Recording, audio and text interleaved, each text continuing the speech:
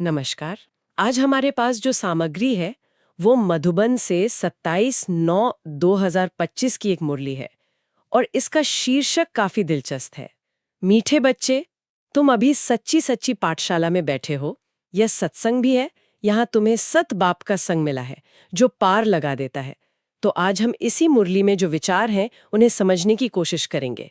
जीवन, कर्म, समय का चक्र, मुक्ति, ये सब कैसे समझाया गया है इसमें। हाँ, ये जीवन को देखने का एक कह सकते हैं अनोखा नजरिया है। तो चलिए इसको थोड़ा खोलते हैं, देखते हैं कि क्या मुख्य बातें हैं, क्या गहरी समझ इसमें छिपी है। ये सच्ची पाठशाला क्या है, दुख सुख का राज क्या बताया गया है, और बाप मतलब परम पिता, उनकी क्या भूमिका है, इन सब पर बात करेंगे। मुरली शुरू ही होती है इस दावे से कि ये कोई आम जगह नहीं, बल्कि एक सच्ची पाठशाला और सच्चा सत्संग है। ऐसा क्यों कहा गया है? क्योंकि यहाँ सत बाप का संग मिलता है जो पार लगाता है, मतलब मुक्ति दिलाता है। जी। और इसकी तुलना दुनिया के दूसरे सत्संगों और स्कूलों से की गई है। जैसे कहा है कि स्कूल कॉलेज से तो चलो कोई डिग्री या पद मिलता है, पर कई सत्संगों का कोई स्पष्ट आध्यात्मिक लक्ष्य, एम, ऑब्जेक्ट नहीं होता मुक्ति के संदर्भ में। हाँ, बिल्कुल। स्रोत कहता है सत तो एक ही बाप ही है, जिसके लिए कहा जाता है संग तारे कुसंग बोरे। जी, यहाँ जो मुख्य अंतर बताया जा रहा है वो है सांसारिक उपलब्धियां, जैसे आपने कहा पद या डिग्री, और दूसरी तरफ है आध्यात्मिक मुक्ति, जिसे इस शिक्षण में मुक्ति और जीवन मुक्ति कहते हैं। मतलब जन्म मरण के चक्र से छूटना और फिर एक सुखमय जीवन पाना। अच्छा। और दावा यह है कि यहाँ जो सच्चा ज्ञान मिलता है वो सिर्फ जानकारी नहीं है, वो परिवर्तन लाता है। यही इसका खास उद्देश्य है।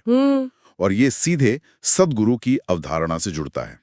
सद्गुरु को अकाल मूर्त भी कहा गया है। अकाल मूर्त मतलब वो जो काहल यानी समय या मृत्यु के असर से परे हैं, और वही मुक्ति जीवन मुक्ति का दरवाजा खोलते हैं। तो इस स्रोत के अनुसार जो दुनियावी पढ़ाई है या जो पारंपरिक सत्संग है, वो शायद ये वाला खास आध्यात्मिक लक्षण नहीं देते। उनमें उस स्पष्ट उद्देश्य की कमी बताई गई है।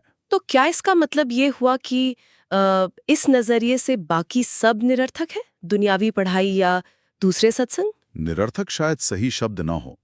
भाव शायद ये है कि उनका आध्यात्मिक लक्ष्य या तो अलग है या उतना साफ नहीं है जितना यहाँ बताया गया है। सांसारिक शिक्षा का अपना महत्व है दुनिया चलाने के लिए, और दूसरे सत्संग भी शांति या अच्छी बातें सिखाते हों। हाँ, वो तो है। पर यहाँ जिस लक्ष्य की बात हो रही है, आत्मा की सबसे ऊंची स्टेज पाना, जन्म मरण से मुक्ति, वो बहुत स्पेसिफिक है। और इस शिक्षण का दावा है कि ये ज्ञान उसी लक्ष्य तक ले जाता है। ये स्पष्टीकरण जरूरी था। चलिए अब दुख सुख के रहस्य पर आते हैं। ये भी एक दिलचस्प पहलू है। मुरली कहती है कि आमतौर पर लोग मानते हैं कि भगवान ही सुख और दुख दोनों देते हैं। हाँ, ये आम धारणा है। लेकिन यहाँ एक बिल्कुल अलग बात कही गई है कि ये सब हर व्यक्ति के अपने कर्मों का हिसाब किताब है। ये एक खेल है कर्मों का। जैसा लिखा है, मनुष्य समझते हैं ये जो दुख सुख का खेल चलता है, ये दुख सुख सब परमात्मा ही देते हैं, और तुम बच्चे समझते हो कि ये हरेक के कर्म के हिसाब का खेल है। जी। और इसी को आगे बढ़ाते हुए कहा गया है कि बाप यानी परमपिता वो किसी को दुख नहीं देते, वो तो दुख से निकलने का, सुख पाने का रास्ता बताने आते हैं। मुरली के शब्द है, बाप किसी को भी दुख नहीं देते, वो तो आते ही हैं सुख का रास्ता बताने। बिल्कुल। आगे ये भी कहा है, बाबा कहते हैं बच्चे मैंने किसी को भी दुखी नहीं किया है, ये तो तुम्हारे ही कर्मों का फल है। मतलब जिम्मेदारी पूरी तरह व्यक्ति पर है। हाँ, ये कर्म के सिद्धांत का एक बहुत ही साफ और कह सकते हैं सशक्त प्रतिपादन है। यहाँ जिम्मेदारी पूरी तरह से व्यक्ति के अपने कर्मों पर डाली जा रही है, न कि किसी बाहरी शक्ति जैसे परमात्मा पर। परमात्मा यानी बाप, उनकी भूमिका यहाँ दुख देने वाले की नहीं, बल्कि दुख से मुक्ति का मार्ग दिखाने वाले की है, सुख का रास्ता बताने वाले। और इसे एक और महत्वपूर्ण कॉन्सेप्ट के साथ समझाया गया है, जिसे अनादि बने हुए ड्रामा कहते हैं। अनादि ड्रामा? हाँ, मतलब एक ऐसा नाटक जो हमेशा से बना हुआ है, अनंत काल से चल रहा है, और इसमें हर आत्मा का अपना एक फिक्स्ड पार्ट है।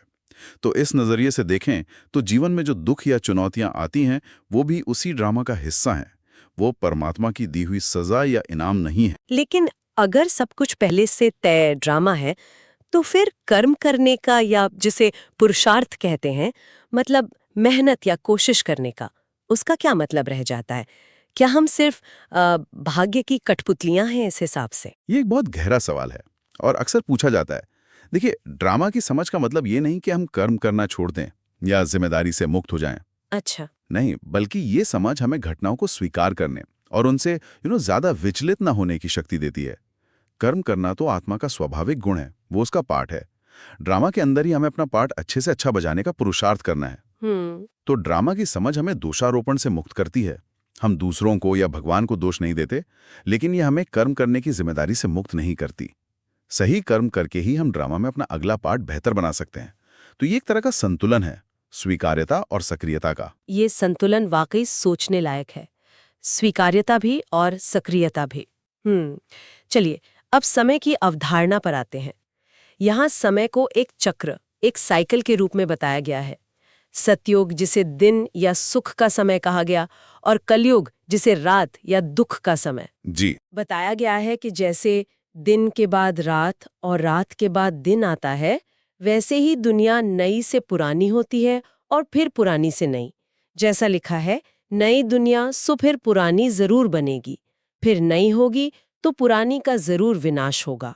ये एक लगातार चलने वाला चक्र है। बिल्कुल। और इस पूरी दुनिया को एक बड़ा सा मंच या कर्म क्षेत्र कहा गया है। बेहद का घर, माड़वा अथवा स्टेज, इनको कर्म क्षेत्र भी कहा जाता है। और इसी कर्म क्षेत्र पर ये ड्रामा वाली बात और भी साफ हो जाती है।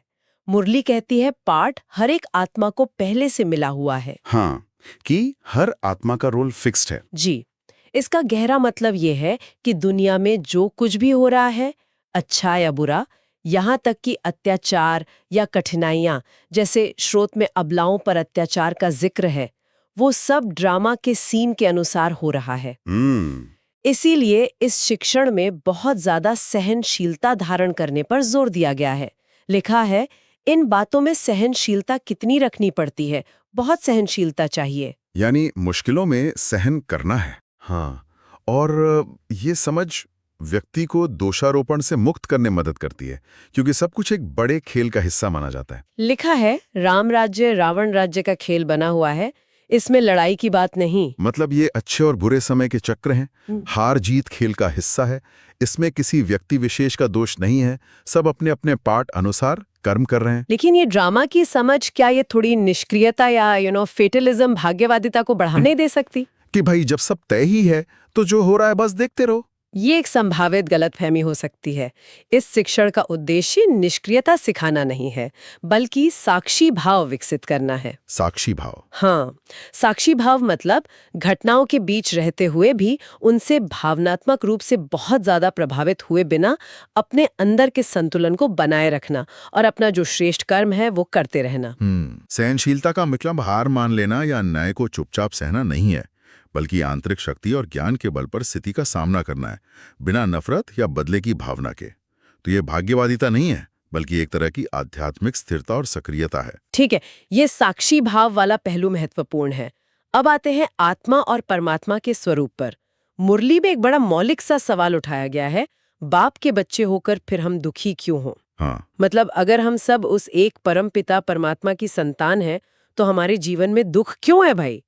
यहाँ शिवलिंग की पूजा का भी जिक्र है और कहा गया है कि लोग पूजा तो करते हैं, पर उसके गहरे अर्थ को या जिसके लिए पूजा कर रहे हैं उसके असली स्वरूप को नहीं समझते। जी। जैसे कहा, तुम शिव के मंदिर में जाते थे, कभी ये ख्याल किया कि शिवलिंग क्या चीज है? जरूर ये जड़ है तो चैतन्य भी होगा। ये तब क्या है?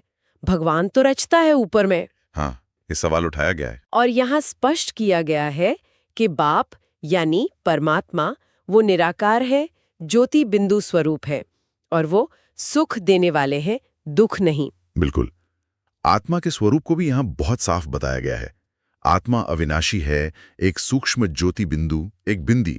जैसा कहा गया, आत्मा है ही बिंदी, उसको काल कैसे खाएगा? काल मतलब समय या मृत्यु। आत्मा को कोई नष्ट नहीं कर सकता। अच्छा, अविनाशी? जी, आत्मा शरीर बदलती है, जैसे हम कपड़े बदलते हैं। लिखा है, वो आत्मा तो शरीर छोड़कर भाग जाती है। मनुष्य समझते थोड़े ही हैं कि एक पुराना शरीर छोड़ फिर जाए दूसरा लेगी, फिर इसमें रोने की क्या दरकार है? और परमात्मा यानी बाप, उनको यहाँ परम शिक्षक या सतगुरु के रूप में बताया गया है, जो किसी भी मानवीय गुरु से अलग हैं, क्योंकि वो खुद जन्म मरण के चक्र में नहीं आते। उनका निवास स्थान? हाँ, वो परमधाम या मूल वतन बताया गया है। यह आत्माओं का मूल घर है, जो इस भौतिक दुनिया, इस माड़वे से परे है, जहां ना सूरज है ना चांद, बस शांति और प्रकाश का अनुभव है। यह आत्मा का अपना असली घर है। तो इस शिक्षण के अनुसार परमात्मा और आत्मा का रिश्ता क्या है?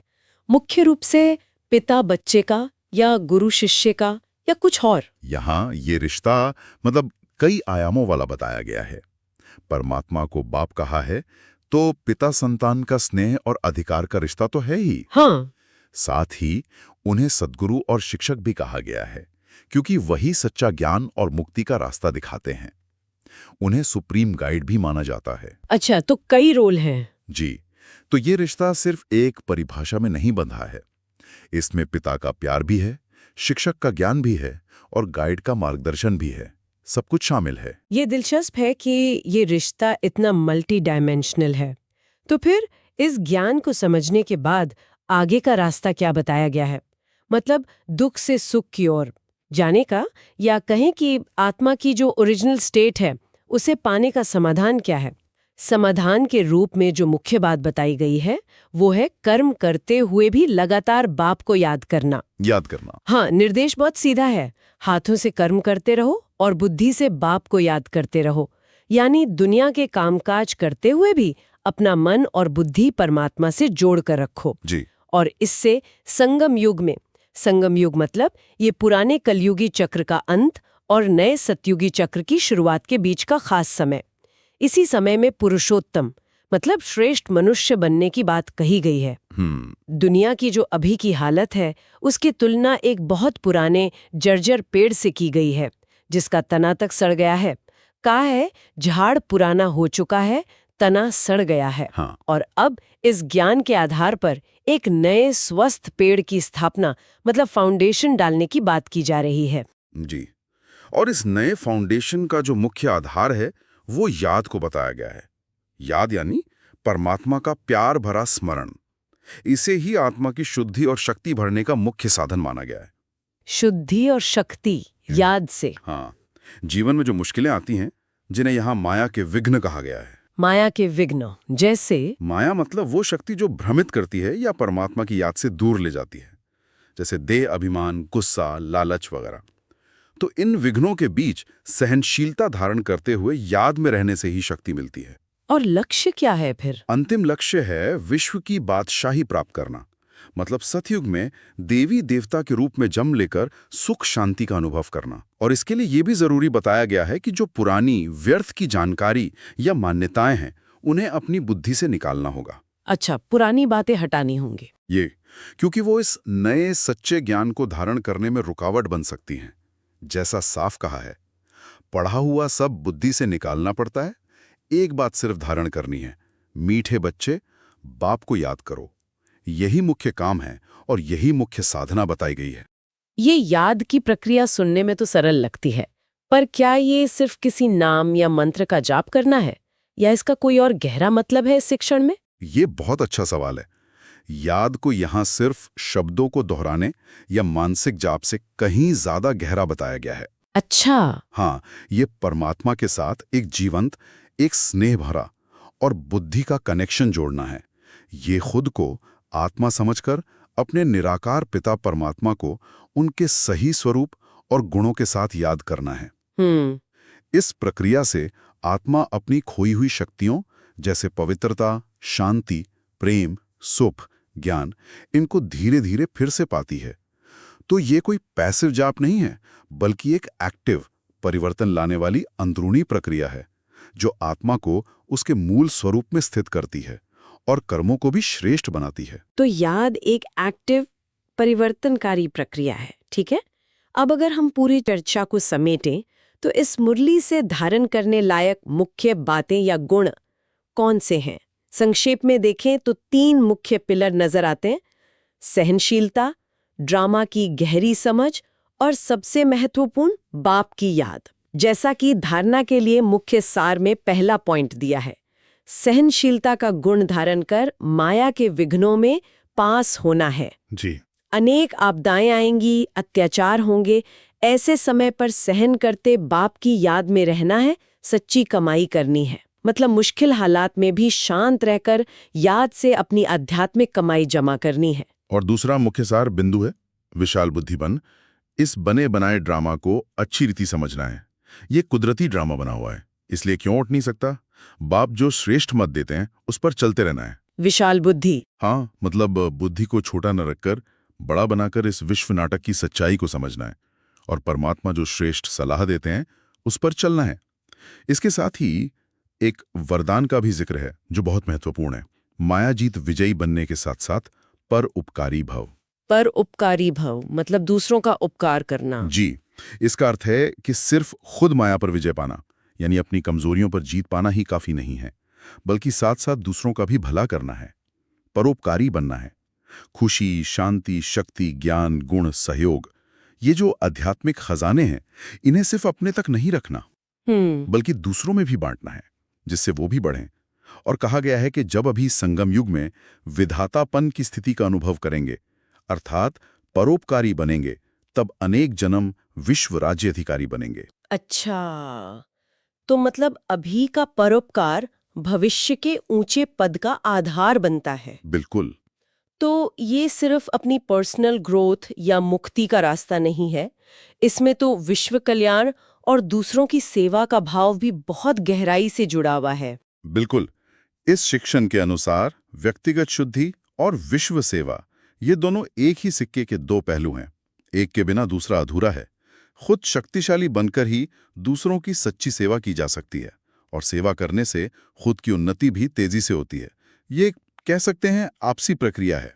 तो हमने देखा कि ये मुरली जीवन, कर्म, समय और मुक्ति को समझने का एक बहुत ही विशिष्ट और सुसंगत ढांचा देती है।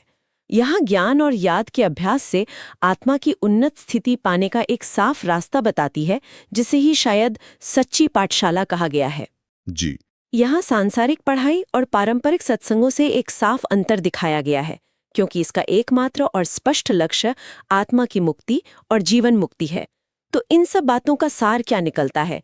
ये विचार कि सब कुछ एक पहले से तय ड्रामा के अनुसार चल रहा है और हमारे जीवन के दुख सुख हमारे ही कर्मों का नतीजा है, परमात्मा के दिए हुए नहीं, ये निश्चित रूप से हमें जीवन की घटनाओं और अपनी भूमिका पर दोबारा सोचने के लिए प्रेरित करता है। हाँ, बिल्कुल। और अंत में एक बहुत शक्तिशाली विचार है जो अव्यक्त इशारे से आता है, ज्वाला रूप याद का किला बांधो। ज्वाला रूप याद का किला, इसका क्या मतलब हो सकता है? शायद ये कि परमात्मा की याद को इतना शक्तिशाली, इतना तीव्र ज्वाला रूप बनाओ कि वो आपके चारों ओर एक मजबूत सुरक्षा कवच, एक किला बन जाए। जैसे पुराने जमाने में राजा अपनी प्रजा को किले में सुरक्षित रखते थे, हाँ, वैसे ही ये शक्तिशाली याद का किला आत्माओं को बाहरी नेगेटिव असर और अंदरूनी कमजोरियों से सुरक्षा का अनुभव कराएगा। तो इस आज के चुनौतीपूर्ण समय के संदर्भ में ये याद का किला हमें और दूसरों को कैसे वास्तविक सुरक्षा दे सकता है, और क्या वाकई इस ड्रामा की गहरी समझ जीवन की उथल-पुथल के प्रति हमारी भावनात्मक प्रतिक्रियाओं और हमारे व्यवहार को बदल सकती है? ये कुछ ऐसे सवाल हैं जिन पर आगे सोचा जा सकता है, मनन किया जा सकता है।